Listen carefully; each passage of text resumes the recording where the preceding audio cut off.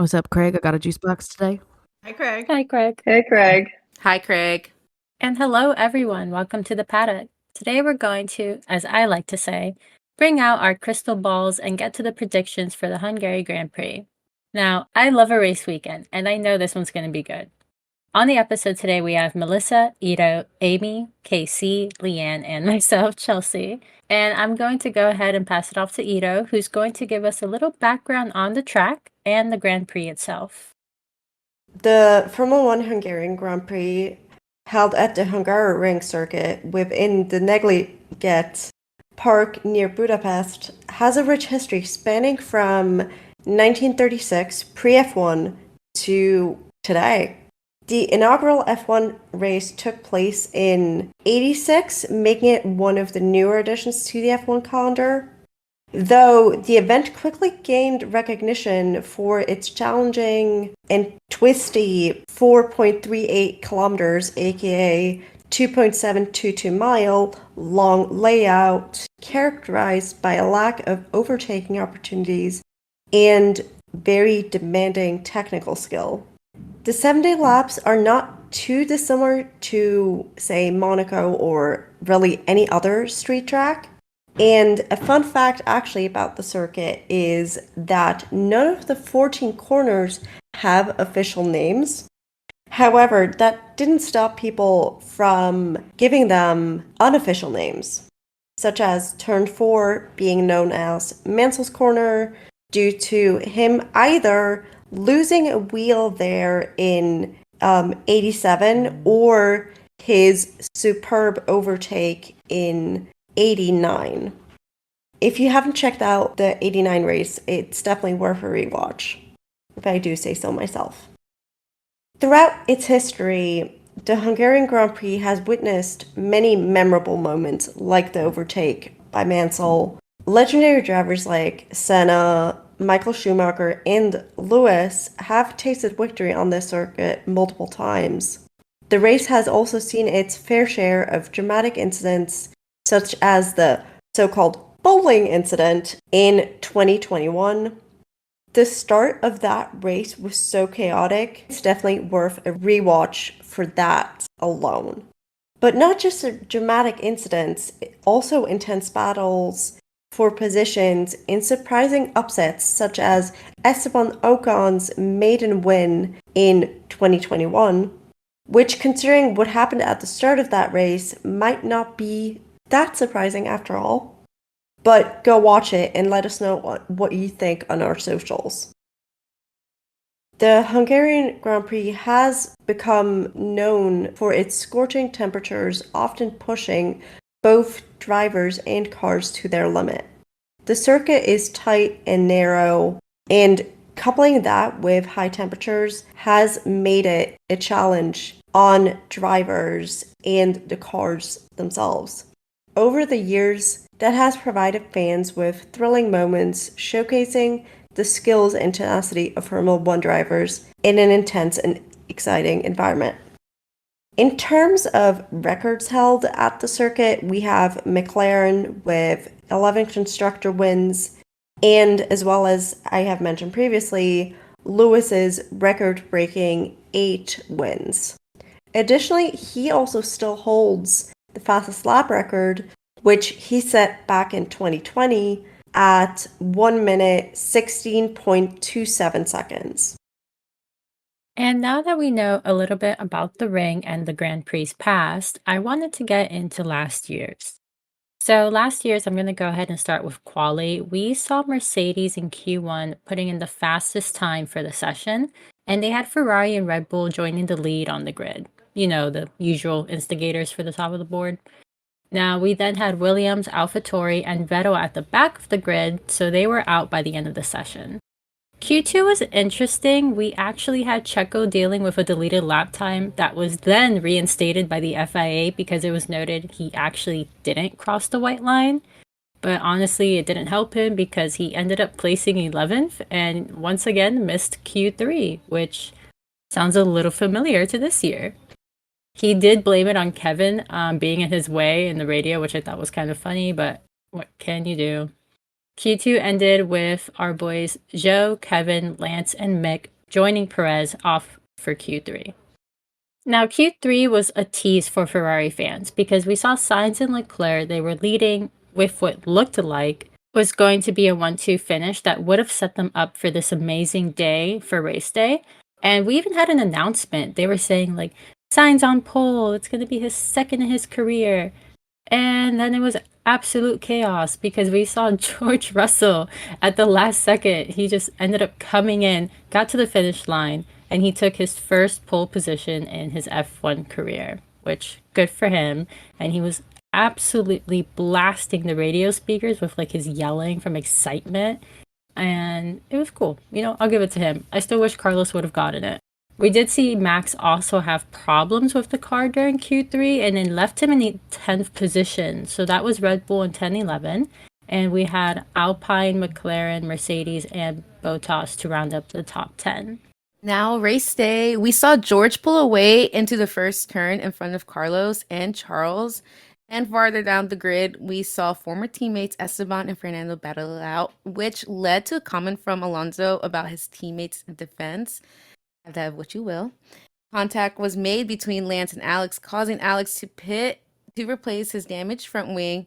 And unfortunately for K-Mag, he was forced to pit after being shown an orange and black flag due to damage on his front wing as well. A virtual safety car was called out to pick up the debris off the tracks from those collisions. Once the virtual safety car had ended, George was still able to maintain a 2.5 second gap away from Carlos. Love that for him. And Max being Max, he was able to move through the grid with the help of DRS. Eventually, we saw George and Carlos have slow pit stops, causing Charles to get an overcut on his teammate and get close to George. Max, on the other hand, was only getting closer to the front of the grid as Charles kept extending his lead in P1. We saw Ferrari be Ferrari, and when they pitted Charles, they put him on a set of hards. This only caused Max to overtake him, and we saw the famous spin from Max, all while being able to still hold that front position. Yuki also had a spin during the race, and we saw Daniel and Lance have a collision while Lance was trying to overtake Danny, causing Lance to spin out. Even though neither received any damage, Danny was given a 5-second penalty for causing that incident. And if I recall, was this race where he was just hauling ass in that McLaren, like trying to get like 10 seconds ahead of whoever he was? That was pretty epic. Sadly for Valtteri, he had a power unit issue and had to retire the car from the race. And this caused for a second virtual safety car. And when that one ended, it began to rain. However, no one saw any of the drivers come in for wets. And luckily, everyone else on the track were able to finish the race. And from that weekend, we saw Max finishing first, followed by Lewis, who had the fastest lap of the race, and George finishing out the podium. And now to see what our crystal ball says for this weekend. Yeah, I mean, as Melissa said, it was slightly chaotic last year. Maybe we'll see that again this year, but as this season has been somewhat predictable, especially at the front, though it's getting less as the season progresses, although I might have just jinxed this by saying that, I figured I would spice things up a bit with my predictions and use a 20-sided die to determine the top 10. In terms of which numbers is assigned to each driver, since I can't go by driver numbers, I'm using the current driver standings, meaning if I roll a 1, it equals Max. If it's a 2, it's Checo, 3, Fernando, etc. And since Danny was swapped in for Nick pre this race, sad times, I'm going to have him take Nick's spot in the standings, which is 20th. So without further ado, this is what the die decided that the final result will be for Hungary. P1, Oscar. I mean, the media started to compare him to Lewis after his P3 in quali at Silverstone. Maybe they were right. Who knows? P2, Fernando. Still notes 33rd. What a bummer. I truly hope he gets it this season though. P3, we have Charles, a Ferrari podium, which means a few of the PGP girls can go buy some merch again, and we'll consider that a win. As for P4 through 10, the dice predicted Alex, Zhou, Carlos, Max, Logan, Danny, and Lewis. While I don't know how realistic these predictions are going to be, I would love to see an Alex and Joe in their predicted spots, as well as Danny, because it would mean that Williams and Alfa Romeo are doing something right. And as for Danny, it would be an amazing welcome back along the lines of, imagine the TikTok sound, this bitch is back. I do love me a good TikTok sound reference. I love that. As for me, I already know Max will very likely win with an outrageous gap from second place due to their upcoming upgrades for the race. What upgrades could they be bringing? At this point, I have no idea, but I'm not going to be surprised anymore. But I feel like I can see Lewis in second place just because of how well he's been performing this season. And as for third, I'm hoping for a Ferrari boy to finish out the podium. I'm not picky as to which one at this point. As Ito mentioned, I'll take it as a win. Orlando, I actually have been enjoying seeing him up there and doing his little champagne shower, so I wouldn't mind seeing that again. And him actually having the opportunity to have that on F1 TV instead of us having to wait for videos later on that day. As for the rest of the top 7 places, I am hoping to see Oscar up there in the points again and Logan finally finishing the points. He was so close to the last race, so hopefully this is a step in the right direction, especially with the upgrades Williams has had recently. Now, since Danny is back, I would love to see the tractor that Alpha Tauri is, and not only see Danny finishing the points as well with his first race back, but as well as Yuki. That man has been driving for his life this season, and he very well deserves it at this point. As for the rest of the grid and the rest of the places in general, I'm not sure. I'm just hoping for a fun and exciting race, especially for Danny and his comeback. I totally agree with Melissa on the fact that Max is probably going to run away with this one as well, with their crazy updates. I mean, their car's already basically a rocket ship, so adding, more improvements to the car is crazy. Personally, I think Red Bull has a really great opportunity here to do something really hilarious and bring a car with no side pods and then absolutely just destroy the competition. And I just want to see the reaction of Mercedes and Toto. If Red Bull brought a car with no side pods and proved that concept actually could work, I think that would be hilarious. But the fight, kind of everyone else but Max, is actually getting more intense, with McLaren kind of jumping into the mix of the battle of the field.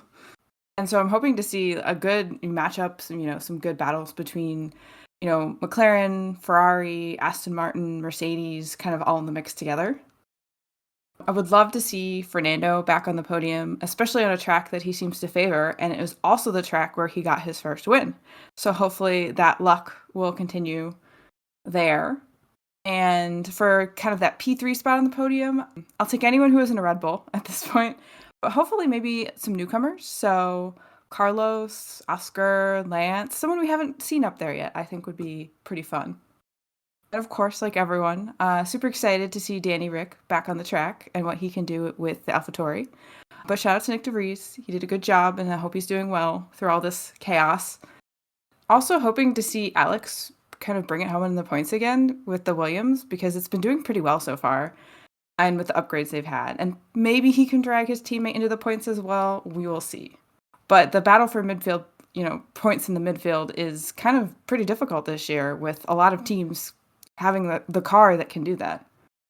So starting position seems to be pretty important in terms of qualifying, but anything can happen during a race, and safety cars, virtual safety cars. So we'll see, will any teams fumble the strategy, looking at Ferrari here, or will we see any surprises come the race on Sunday? Bare minimum, I'm just kind of hoping that both Alpines can finish the race, as they've had some difficulties with that. Now, I'm sure that this is going to surprise absolutely nobody when I say this, that I am beyond excited that the honey badger himself, Daniel Joseph Ricciardo, is back on the grid. And as all of PGP, if you couldn't tell, we are all so excited that he is finally back. I am super excited to see him return to AlphaTauri Toro Rosso basically a decade later. That was not something that I had on my Formula One bingo card for this season, but I am sure as hell not going to complain one bit about this. I was looking at the weather for Hungary and the Hungaroring this weekend. It does look like we're going to get some rain on Saturday, so we're going to get a rainy quali potentially, which we always seem to love over here at PGP. It makes things a little bit more interesting. I, for one, am really hoping that we get Checo finishing in Q3. Please, come on, man. If we get another Checo out in Q2, I think I might actually lose my mind. I just don't understand what's going on with him. Now, for my predictions, I decided to pull out my pendulum and my tarot cards again to get an idea for what this weekend had in store for us. Well, this really shouldn't surprise anybody with what I got. We have Max in P1, we have Fernando Alonso in P2, and Charles Leclerc in P3. I would love to see all three of them on a podium in any order, personally. I mean, I know everybody is sick of seeing Max in P1, so I'll settle for Max in P3. Heck, I'll take P2. He's run away with the championship so far, so let's just turn everything on its head a little bit. Now, for P4 through 10, I have the following: Carlos Sainz, Lance Stroll, SD Bestie, Lewis Hamilton, George William Russell, Honey Badger himself, Danny Rick, and Yuki, which means we would potentially get both Alpha Tauris in the points, which would be fantastic. It does sound like Alpha Tauri is actually bringing a lot of upgrades this weekend, so who knows, maybe they're going to turn into a rocket. I'm just hoping for at least a little dash of pixie dust, please. Just get them both in the points, even if it's 9 and 10. We'll take it. Now for DNFs, I have Nico, Joe, and Oscar. While I would hate to see anybody DNF, we always kind of like it because it keeps us on our toes and keeps things a little interesting when there's a safety car in the mix. Now, I'm personally somebody who would literally sell my kidney to see Danny Rick back on the podium, but it's an AlphaTauri, so I'm not going to hold my breath on that one. As I mentioned, it does sound like there are some upgrades coming, but we're not really sure how much of an impact that is going to make just yet, but I'm really hoping that's a good thing for them. But something in my soul is telling me that we are finally going to be getting some news on all of those contract talks that have been going on with Mercedes and Lewis. Both sides have been hinting that the negotiations are getting close, but it just kind of seems like they're still finalizing the small details of like money and contract length. But I just get this feeling like we're going to finally get some news of, if not how much said contract is going to be, at least how long that contract is going to be. But we'll see how the weekend plays out.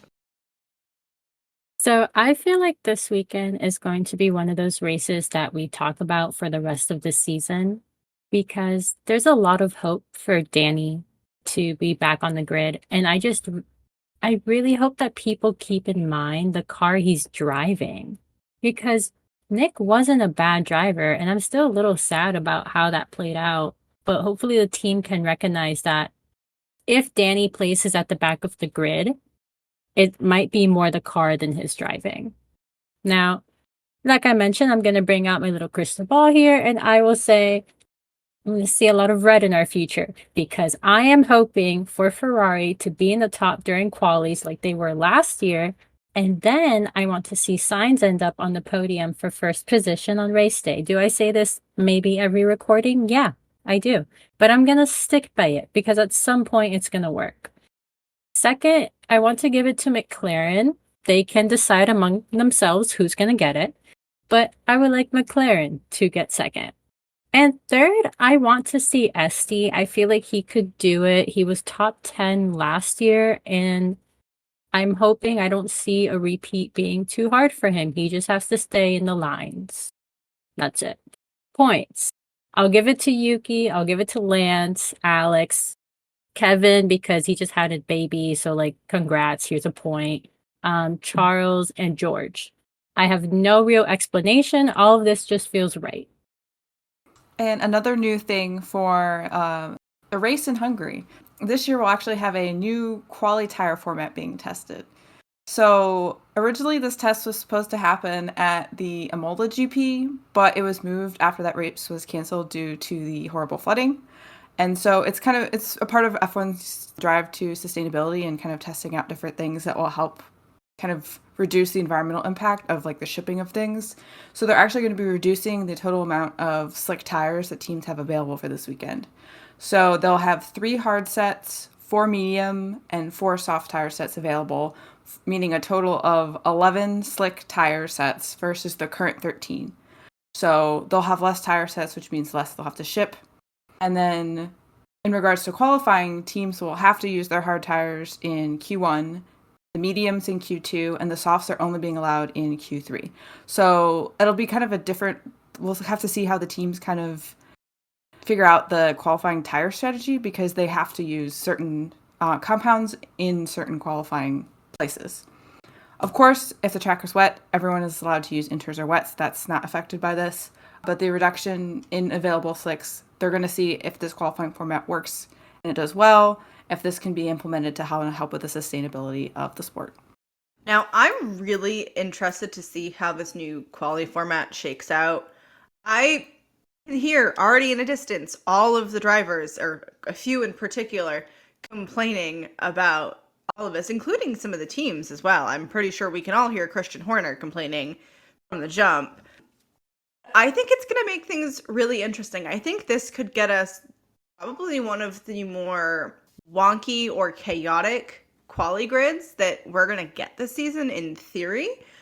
I really can't wait to see how this shakes out. I think we're going to be in for a wild journey. I mean, while yes, all these changes to the format, to the tire allocation and whatnot, are there to spice things up or do like sustainability efforts, etc., I don't think it will necessarily affect Red Bull, because Max is known to get P1 in qualifying, even on medium tires when everyone is on softs. So I don't think, honestly, anyone can beat them this season. So will we see Spicy Grid? Yes, but only from P2 onwards, not P1. And I think Q1 will actually be one of the more interesting ones, because as we've seen so far this season, the different cars kind of handle and warm up with their tires a bit differently. And kind of sometimes it takes longer for a certain team to kind of get a good lap time in on the hard versus another team.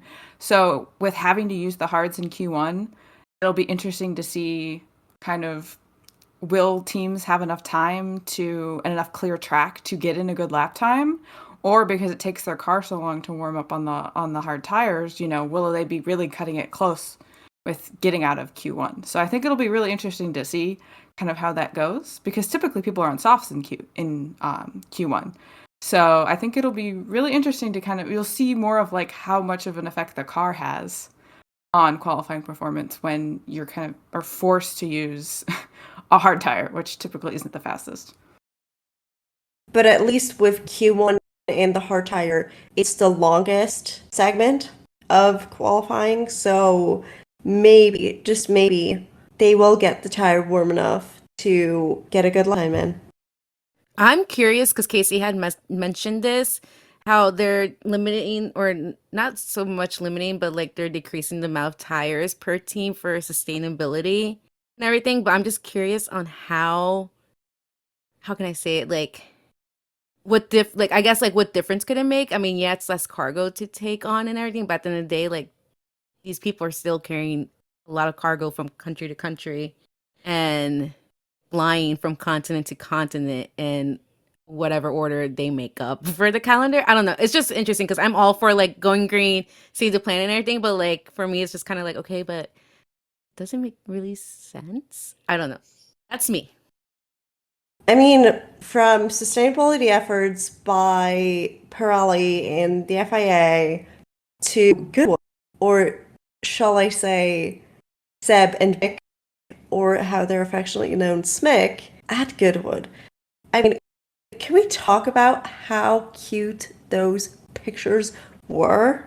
I mean, just the pictures alone, let alone the fact of Mick driving his dad's car in his dad's race suit with his dad's helmet, like the whole weekend, even though the Saturday was cancelled due to rain, the Sunday was wholesome and just what we needed in that non-race week. I'm like, oh my God. But what really gave us all of the good vibes because we got Mick doing donuts. I loved the little bit of shade from the Mercedes admin of, okay, Mick, you can do the donuts now. Just made my day. I can always count on the Merc admin to be a little bit shady, and I just love it. But there was fantastic content from Seb and Mick and Mercedes and Alex Albon. It always gives us what we didn't know we needed. We got Mick doing donuts, we got Seb being Seb, Alex being wholesome as heck. We got book talk version Mick. If you go through the Mercedes photos, there is like book boyfriend Mick in your face, and it just warmed my heart. I didn't have it on my bingo card, and I have it on my bingo card for next year that I will be able to potentially attend Goodwood, because that would be a fun thing to add to the bucket list and check off with maybe some of the PGP girls, because why not? It's cars, and for me in particular, if I get to hear engines, I am a happy camper. And we also got to see a pairing that we wouldn't be seeing on the grid this year of Seb and Oscar. So, of course, he adopted another good kid. But it was really kind of cute to see. He's still, of course, mentoring the young ones. But because Seb's not on the grid this year, we don't get to see him in the paddock with Oscar. So it was great to see kind of a new driver combo come out of this. Seb is the epitome of grid dad, though. That is the one thing that will, I think, never change, even if it's 5 years down the road and that man hasn't been in a race car in ages. He will forever and always just be the F1 grid dad. It's fine. It's just who he is. It's just what the universe wants us to have. And I, for one, am not going to complain about it. Yeah, and I mean, we heard old school F1 engines at Goodwood, and I don't know whether that made Stefano Domenicali say that they want to bring back a V10 style engine for 2026, or what he was thinking about. But anyone have thoughts about louder F1 engines back on the grid? You already know I need it. Oh my God, please.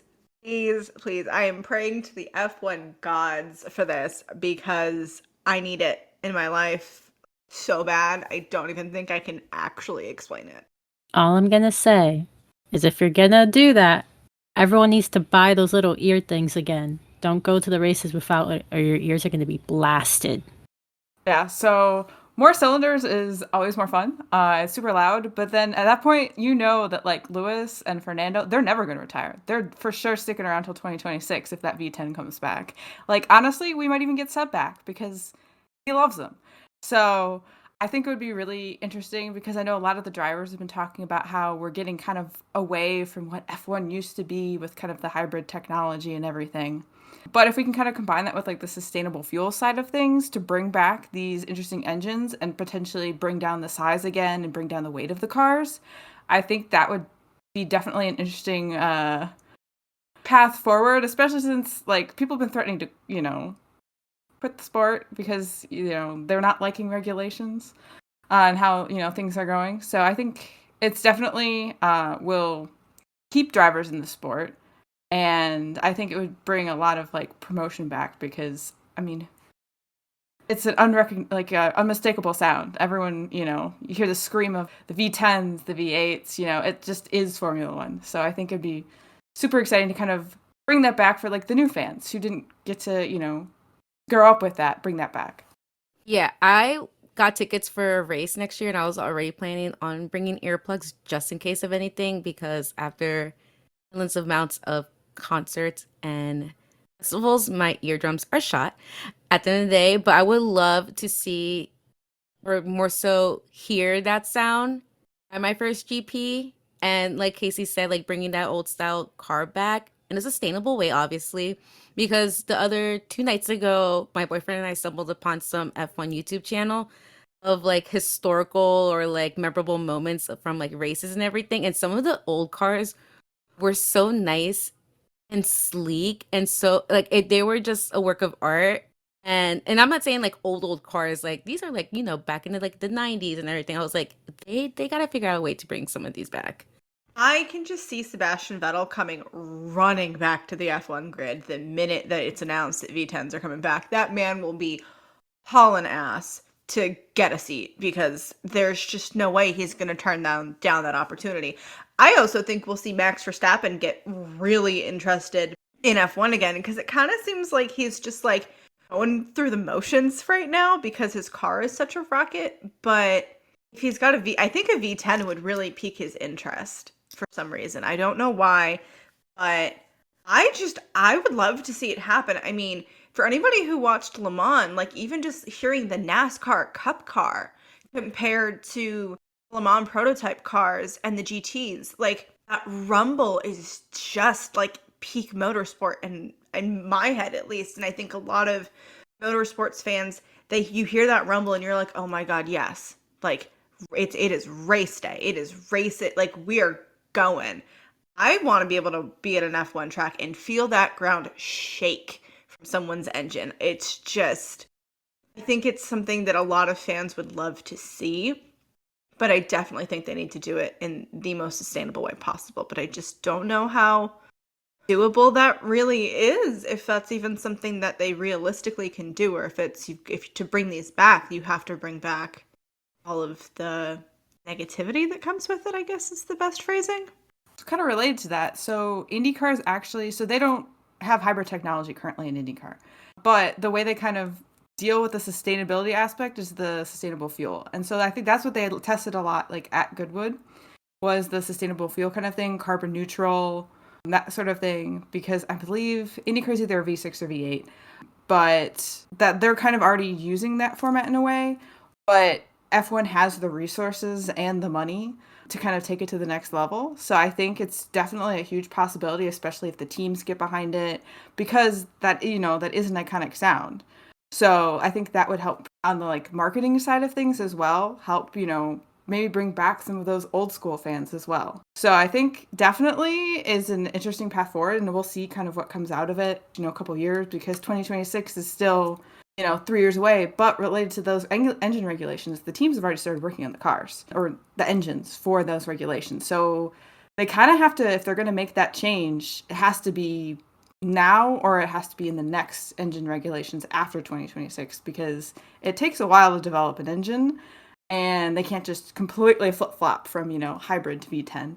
That's very different things. Don't know if it'll be for 2026, but definitely I think for that like next regulation change. Now, while we could all sit here and talk about V10 engines all day long because we're all a bunch of motorsport fans, I want to bring it over to a little bit of, I guess, what we could call a social media wrap-up from the week so far. So for people who do not follow the drivers on Instagram in particular or social media as a whole, but you listen to the PGP Girls, which we greatly appreciate, if you don't follow Nick DeVries, he has officially posted a statement on social media. He had been radio silent after the news broke about Danny replacing him. And he's basically come on and said that he's taking a bit of a break, and also mentioned that he hasn't done any interviews, despite what you may be seeing in headlines. Don't believe everything you read. But it seems like he's taking some time to recenter and refocus, and I totally get the need to do that.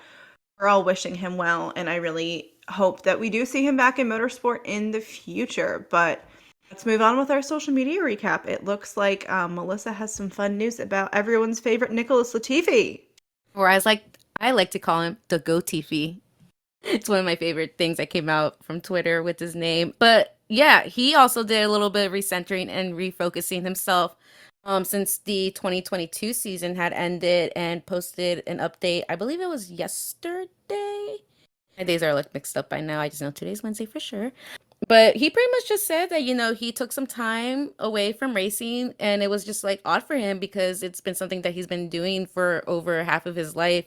And he has decided to pursue an MBA at the London Business School, which I give him props. I think that's pretty cool and pretty badass as a grad student myself, where it's like you kind of want to go, but you don't know. And he decided to go for it. And he even said so himself, like even this change is not something that's going to take him away completely from racing. And some of the PGP girls mentioned maybe he'll be back in the F1 world on a business side. I'm sensing maybe a Lawrence Stroll move where he might manage a team in the future. I would like to see it. I wouldn't mind that. And then now for some more fun stuff we've seen on social media. We all know two epic movies are coming out this weekend, two that I'm very excited for. Barbie and Oppenheimer. I'm more excited for Barbie if you ask me. But has anyone seen the one ticket to Barbie, one ticket to Oppenheimer memes, or even like Williams doing their little like pictures of each driver with one and then the other ticket, and then it's just been cool to see how they've been taking advantage of these two big movies coming out and having fun with it, being creative with it. I would love to see more teams do it and, put them in pink suits or Alex Albon can dye his hair pink for the weekend. Well, that has to explain why Nico Hulkenberg has bleached his hair platinum blonde. I guess he decided that he really wanted to be Ken. I mean, he is kind of, I guess you could say, the Ken of the grid. He's the most applicable for the role, in my opinion. But I am kind of disappointed that Alpine missed the opportunity to bring back the all-pink livery for the Barbie movie launch. Like, that would have just been marketing gold. It's Barbie pink, pretty much. I mean, McLaren decided to put their boys in the Barbie car today on the poster for this weekend, and it is the best graphic I have seen. I mean, Alpha always comes out with cool posters. I love theirs. It was very cool, very comic-y. But just the Barbie McLaren was chef's kiss. I wanted to see it.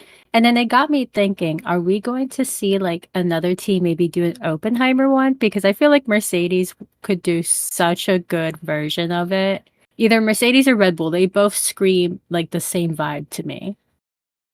Especially if it's raining in Hungary, we're likely gonna see a reappearance of Darth Toto, which screams Oppenheimer.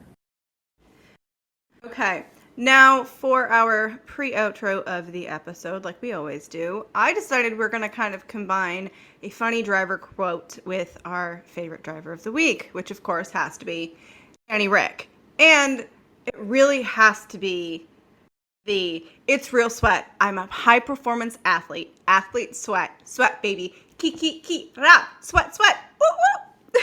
Because it's Danny. And it is the best thing on the internet. He does it so much better than I ever will. So I highly recommend that you go find the YouTube video because it's probably my favorite Danny interview I have ever seen. I am so excited for this Danny Rick race weekend, which is what I've been referring to it as, and as it should be, because the OG Aussie of my heart is back. And Amy just did a beautiful recreation of Danny. So let us know what your predictions are for this weekend. Everywhere we are at Paddock Girls Podcast, except on Twitter. There we are at Paddock Girls Pod. And don't forget to check out our TikTok tomorrow. You will see my TikTok race prediction, and I cannot wait to see how close or chaotic it gets. Thank you all so much for joining us in the paddock today. We will see you after the race. Bye, Craig. Bye, Craig. Bye, Craig. Bye, Craig. See you, Craig. Bye, Craig.